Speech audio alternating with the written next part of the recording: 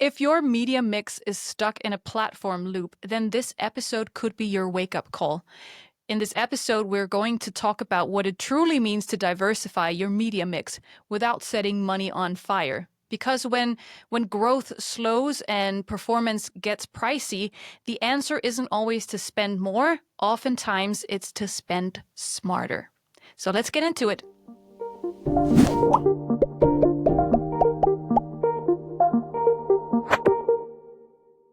Hi, everyone, and welcome to Connecting the Dots, a podcast by Precis. This is a podcast where we talk about what keeps marketeers up at night and what has us teeming with excitement. So if you're a marketeer looking for some clarity in the chaos, we are here to help you connect the dots. And today we have the topic of media diversification. I'm Simone Engbo Hansen, Global Content Lead at Precis. And I have Carol Nachbauer with me today, VP of Marketing at Soundboks. And to help us with some expert perspectives, we have invited Miki Cavonius, who is partner and CCO at Precis in the Stockholm office. If you're unfamiliar with Soundboks, it's a Danish community-led brand that has kind of revolutionized portable speakers and the whole universe of sound. As someone who's worked with like DJing and events myself, I'm very familiar with that brand. And I also know that it's a quite transformative time for Soundboks at the moment. You are going through a pretty major transformation, I think I can rightly say. It's a full rebrand and a reimagined marketing strategy to match. We actually usually start by asking guests what keeps them up at night marketing-wise, but I'm guessing maybe that question kind of answers itself, Carol? Yeah, absolutely. It's such an exciting time right now at Soundboks. We have just launched a brand new visual identity, a rebranding, and a campaign alongside in a 2025 strategy that is completely new for Soundboks, really connecting back with our community roots and reimagining the entire brand this way. So it's been absolutely exciting, and yeah, definitely can keep you up at night getting into all those little details and things like this. But I think mostly it's being so excited about this new vision and the campaign surrounding it that I actually have a hard time even relaxing at night, wanting the next day to come to get closer to what's next. So it's been super amazing. Yeah, and I know that you've also focused on two unexpected cities, which is something that we'll also get into with your online and offline strategy, because that's a big part of Soundboks's brand. But maybe you should start with talking a little bit about the whole marketing vision, and I'm hoping that Miki, then you can chime in with your expertise once we get into the diversification of the media mix. For sure. Yeah, absolutely. I think 2025 for Soundboks is really, as you said, a super transformative year. For the past couple of years, we've kind of gotten stuck, which I think is quite common with a lot of brands, in a heavy discounting sales cycle, very e-commerce heavy bottom funnel strategy. And this year, we're really trying to take it to this next level by going back into the roots and the full funnel approach. So diversifying our media mix, investing in some of these top funnel awareness building activities, both offline and online, and merging these worlds together in a very authentic way, and pivoting our style to be a little bit more on the lifestyle end, a little bit more art directed, and more focused on going back to the roots and really building this up. So it's been definitely a transformative period where we kind of had to adjust our own team strategy and also how we're investing in different forms of media, and yeah, really going from that bottom funnel into the top funnel. And what about the two cities that I know that we talked about in the briefing session as well? Because that's one of the surprising elements to me, that you've decided to, one would probably think that going with like an artistic DJ underground brand, that you would probably hone in on like hyper targeting your campaigns around, I don't know, Berlin, but you've gone a completely different route. And I would love for you to kind of introduce that concept to the viewers or the listeners. Yeah, absolutely. So part of reinventing our strategy in this new campaign was really understanding, we've had a rough couple of years of like understanding exactly the vision of our marketing strategy and looking at it in the bigger picture. So what we really had to do was go back and figure out, okay, what made our brand actually win in our home market, which is Denmark, and specifically Copenhagen. And what we really found in there was that this turned into a full market saturation exercise at this point where, you know, this is a product that you have to experience it to really understand the vision. It's not about just selling like a piece of tech or a product, but more about the experience surrounding it. And in Copenhagen, people were surrounded by Soundboks. Outside inside, like advertisements, out of home ads. You go to the park, you go to a party, you're seeing the speaker around. And we really wanted to recreate this energy in our latest campaigns, and especially in our two core markets, the US and Germany. So what we chose to do was really focus and hone in on what we call our key city approach. So we chose two cities which are a little bit maybe unusual. If you're thinking of the US, you might automatically say New York City, LA, something like this, Germany, maybe Berlin. But we actually chose to focus on Cologne and Chicago as our main key cities. But actually focusing on two cities, I think that's something that, Mickey, you mentioned is something, I think you called it the lighthouse tactic. So maybe we can just get into that right away. What did you mean when you said lighthouse tactic, and how does that work with your media strategy? I think that the lighthouse tactic is one way to sort of approach the evaluation when it comes to these more niche or the more single city approaches. But I just wanted to mention as well before that what I really like about what you've been mentioning, Carol, is the fact of like really having this community-led product, which I think like your product in general is super tied to a very defined sort of culture, sort of subgenre of community. And with that, it becomes pretty evident, I think, that you need to have messaging as well that is a lot closer connected to culture and community and lifestyle, which then naturally sort of progresses you as well to choose different types of media formats that you also need to evaluate in a different way. So it's super exciting to hear that, you went away from this super performance heavy approach to a more balanced approach, which is truer to your values and your organization overall, which I think a lot of advertisers can learn a lot from. The lighthouse tactic is one approach that we've been using at Precis in some of the client collaborations that we've had, where we're trying to some extent, demonstrate the value of, for instance, full funnel marketing. I think that in most cases, you enter a market like Germany, and you might go, full on, let's target the entire market, and we're going to optimize all of our media investments towards sales-driven objectives or KPIs. And what you tend to see is that you pretty much buy out the entire market or the existing market of customers with high intent. And you don't necessarily see the value if you're, very short term in your evaluation. You don't see the value of potentially investing more in consideration or branding parts of the funnel.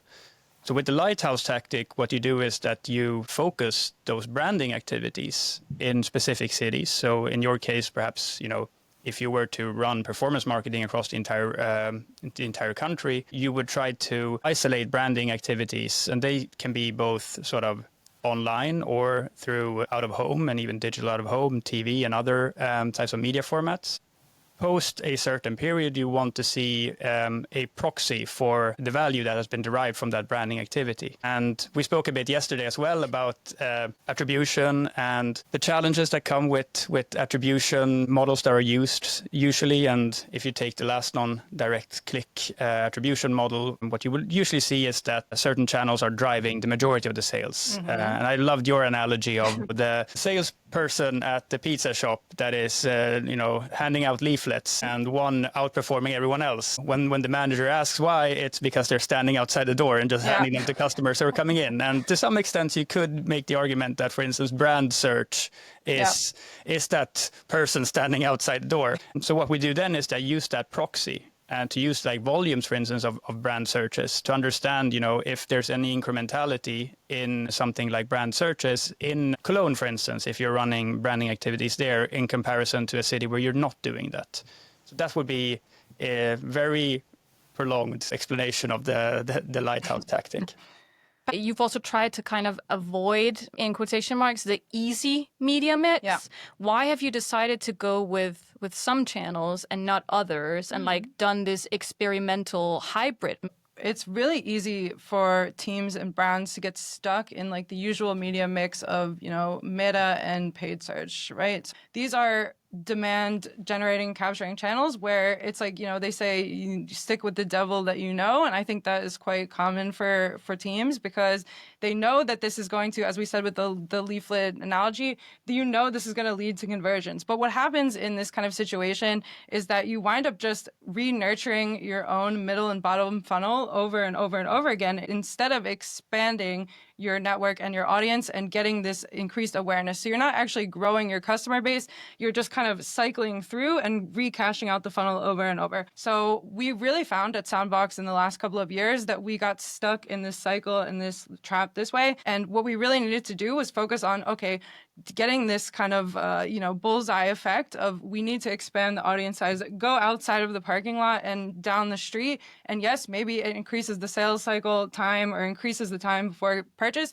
but you're actually then having an incremental value to the advertising instead of just converting and driving demand forward. I think at the end of the day is quite a usual trap.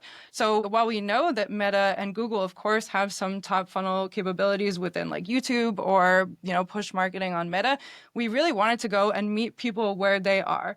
Within our new rebranding comes talking to some more specific personas, especially in these key cities. So we really wanted to niche down and do some of this experiential, events out of home, PR placements, more niche kind of advertising where we know we're meeting the customer where they're actually browsing.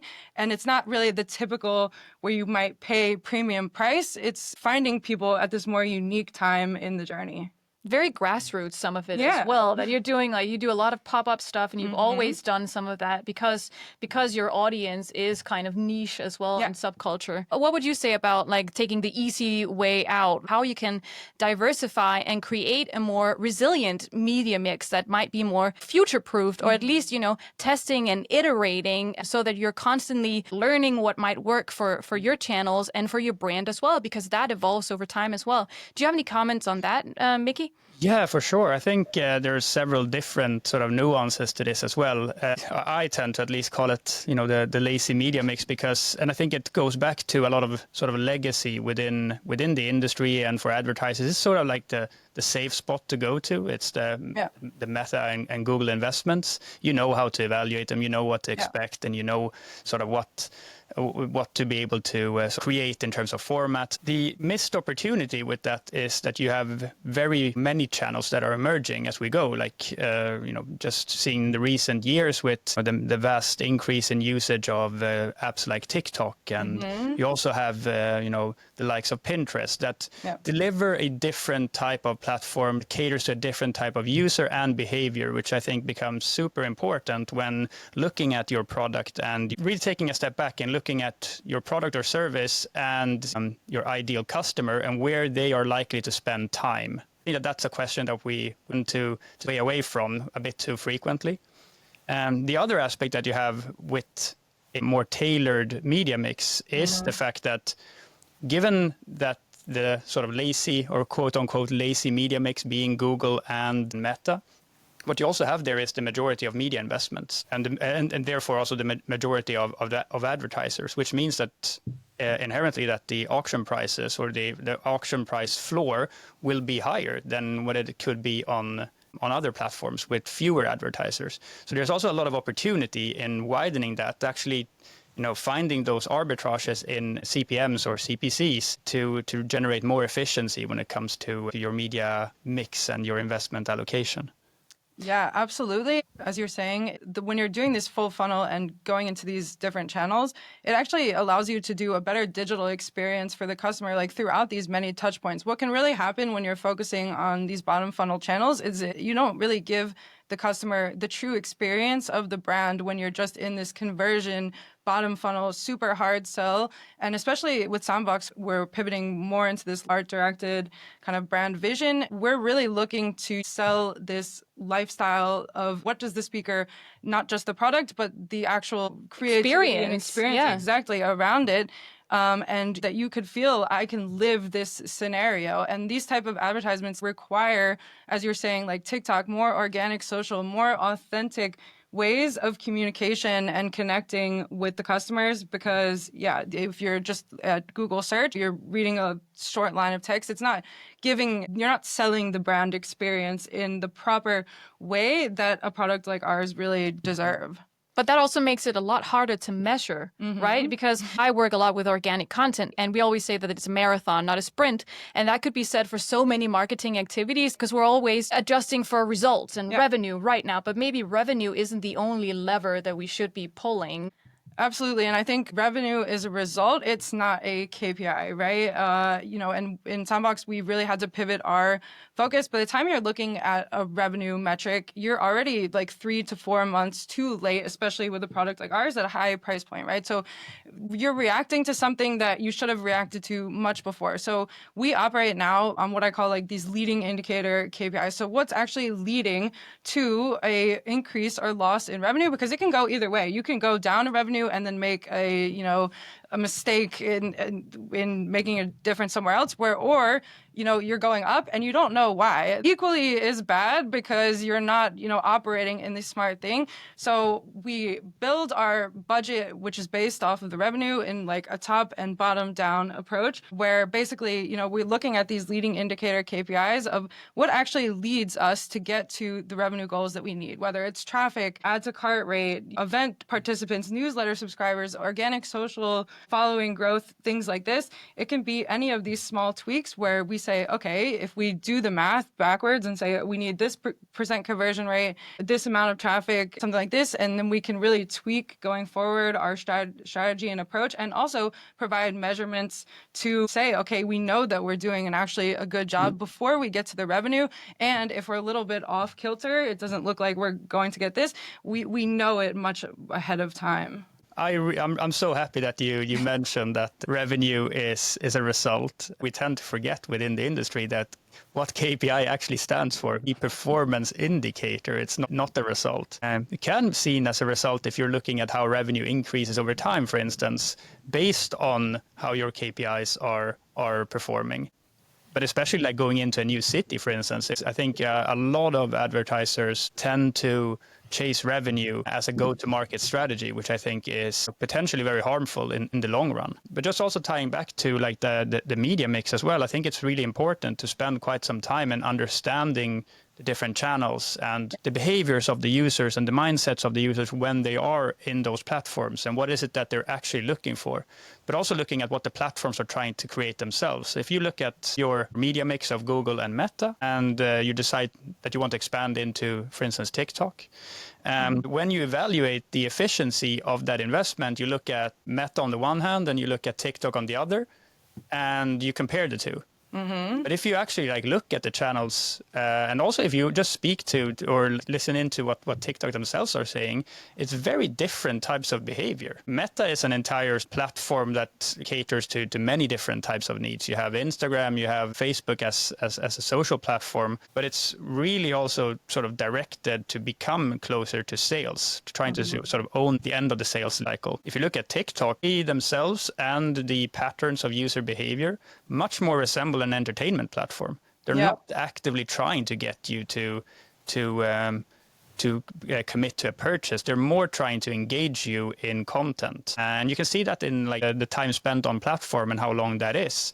So it would perhaps in some cases then be much more relevant to compare the platform to something like YouTube. And that's also like a pitfall that a lot of advertisers fall into, is that you look at the platforms with the wrong lens perhaps in your evaluation.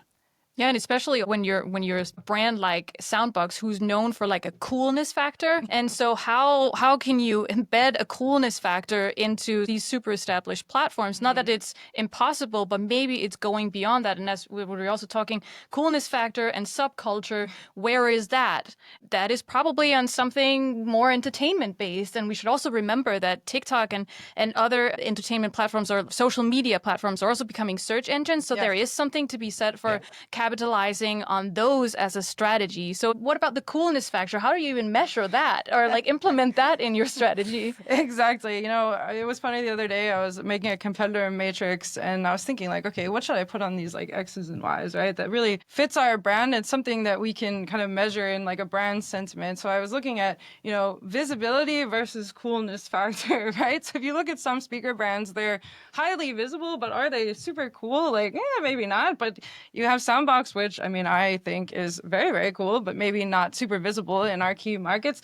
So this is where you can position some of this. And like we were saying with these other platforms, it's like to neglect some of these bigger touch points where it's like, okay, people are consuming media these days and these algorithms, like they're looking for an entertainment and looking for something a little bit more natural and authentic. And especially, you know, I've been seeing now, you know, AI ads, these big bottom funnel ads, like things like this. And I think by going a little bit more curated and authentic and community led, it allows you to stand out from this like usual crowd and go into these higher touch points that really like trickle down in a natural and organic way instead of this like rushed pull down the funnel of, okay, you know, you interact with the brand, now buy, but more of this like nurturing piece that makes you feel a little bit more acclimated with the community and like encourages the loyalty and that, you know, brand sentiment that we measure, you know, yearly.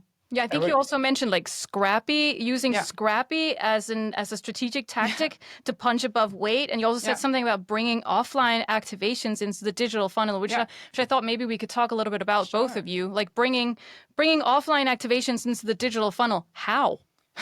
Yeah, I think that's super interesting. You know, one thing I think that can really turn into a trap, and that we also seen in Soundboks in the past, was, you know, you're putting on really cool events or really interesting out-of-home things, but they're kind of living in their own universe, right? And that's not the world we live in with social media and things like this. Like, and I call this a sandwich effect, right? So if we're going to do a pop-up, an event, an experience, something like this, there needs to be the lead up and the cool down where something like this offline can really live again online a little bit more permanently and also create its own funnel within itself, you know, like whether or not, you know, we're inviting people who, it's not really, you know, making gated content a bit more interesting and not the usual, okay, you know, I'm looking for an ebook, I'm going to put my email in, something like this, but more of, hey, I went to a cool Soundboks party and I got my picture taken there. Then afterwards, I get an email with a photo album on our website. Then you're on the pixel. That becomes a retargeting, and maybe I shared it with my friend as well. A little bit of word of mouth, like old school kind of vibe. But you're sharing a photo album with a friend who's also then getting into our mix and on the pixel and things like this. So coming up with these more interesting ways of that traditional gating marketing, where we can be a little bit more in touch with the roots of the brand and more authentic, but still achieving the same kind of goals. Yeah. And all of that comes down to having like that synergy from the organizational design as well. Yeah. So how you organize internally so that it doesn't become like a sales function with traditional marketing, or digital marketing becomes a function of online sales. And then you have branding as a third pillar. Like to have those in symbiosis between all of those different parts of the organization is super important. Yeah. And then also aligning them. If you have a pop-up in a specific city, be that Cologne or Berlin or Chicago, that the offline experience for the users is the same as their journey online. Yep. And I think that we can do a lot better in the entire industry to really focus less on ourselves and our own structures and more on the potential users and customers. What is it that their experience is? Because they don't care if they are talking to the sales team here and the marketing team here and the sort of community leads here. They are speaking to one organization, and that requires that we have one common thread when it comes to the communication, so that you have that on Instagram, on TikTok, and then now out of home as well.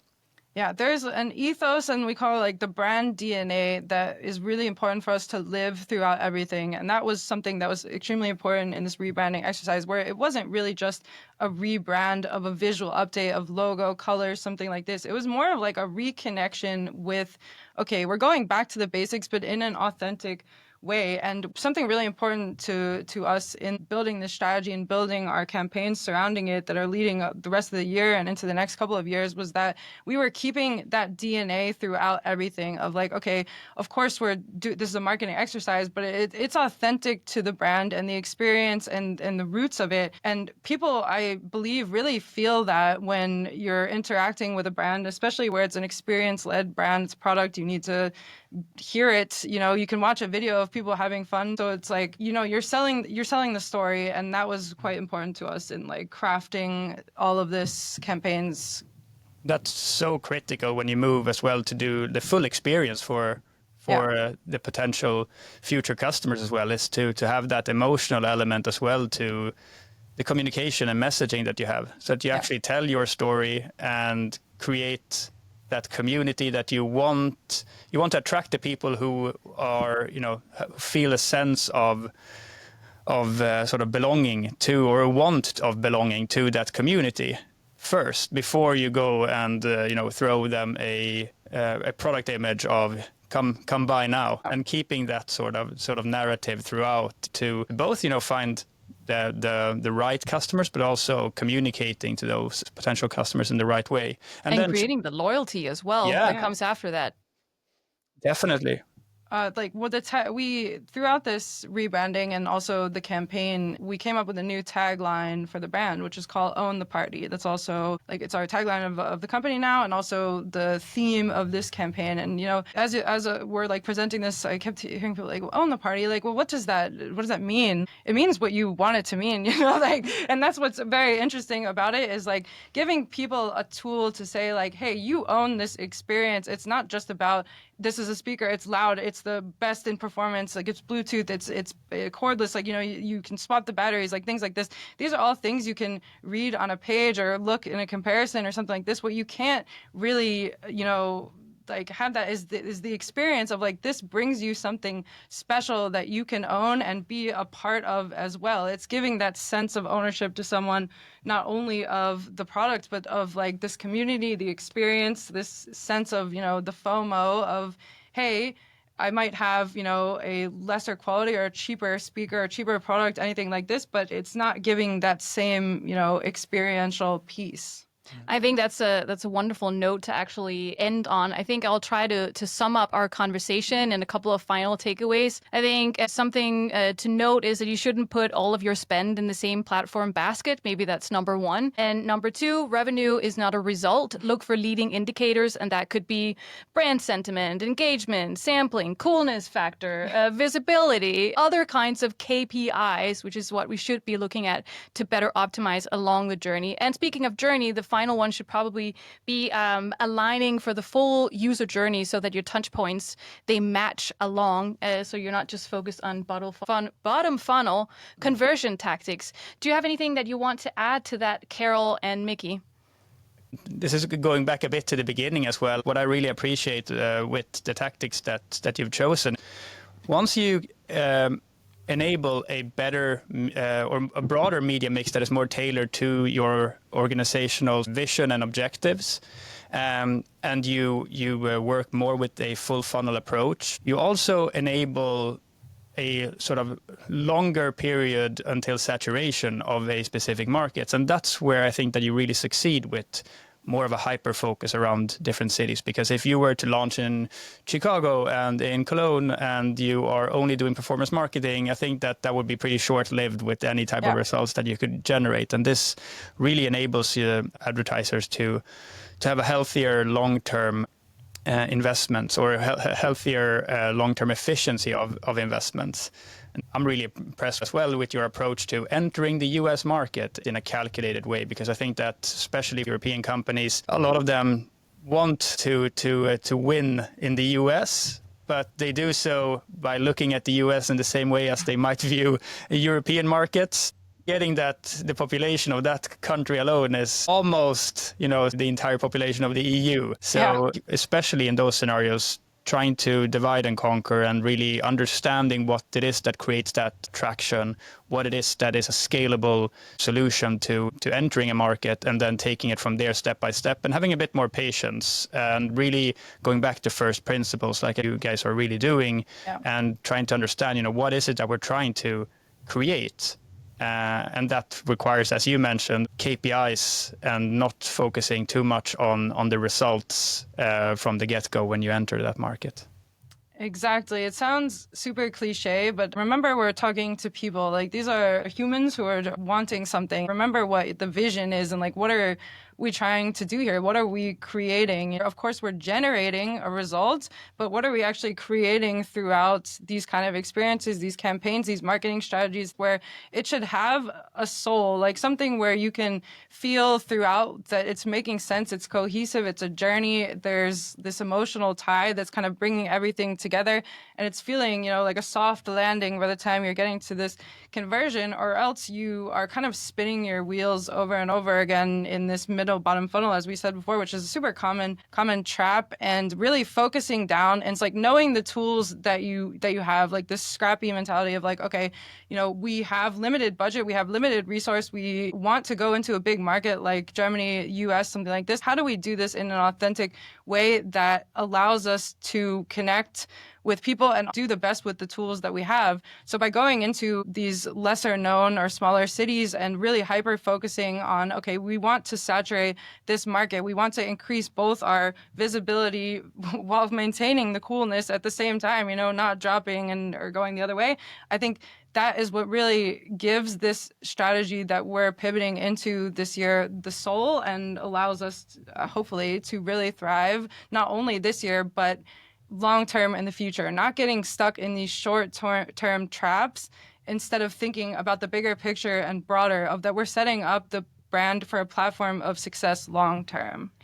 Bring more soul to marketing. I am Simone, Global Content Lead at Precis, and I had with me Carol Nachbauer, VP of Marketing from Soundboks, and our very own Mickey Cavonius, Partner and CCO at Precis in the Stockholm office. Thank you so much for joining. Thank you. You've been tuning in to Connecting the Dots, a podcast by Precis.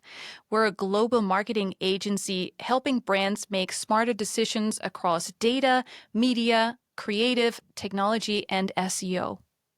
If you liked what you heard, don't forget to subscribe wherever you get your podcasts.